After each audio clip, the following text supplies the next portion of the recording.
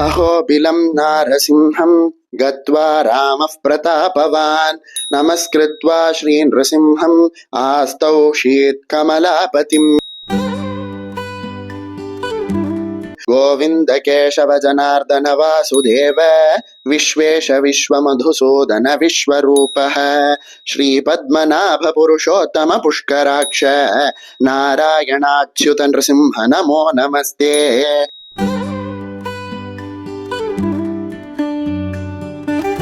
देवा समस्ताः खलु योगिमुख्याः गन्धर्व विद्याधर किन्नराश्च यत्पादमूलं सततं नमन्ति तं नारसिंहं शरणं गतोऽस्मि।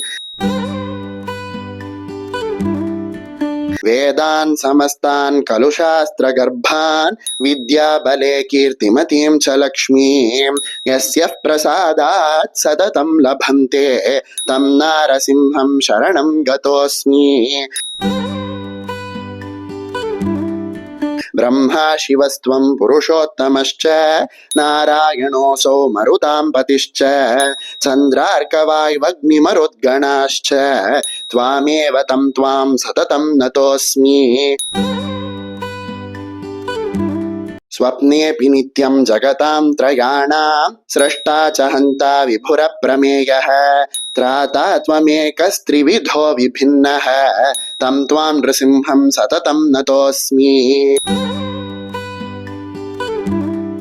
इति स्तुत्वा रघुश्रेष्ठः पूजयामास तं विभुं पुष्पवृष्टिपपाताशु तस्य देवस्य मूर्धनि साधु साध्विति तं प्रोषुः देवा ऋषिगणैः सह। देवावूचु राघवेन कृतं स्तोत्रं पञ्चामृतमनुत्तमं पठन्ति ये द्विजवरास्तेषां स्वर्गस्तु शाश्वतः। इति श्री राघवकृत श्री नृसिंह पंचामृत स्तोत्रं संपूर्णम्।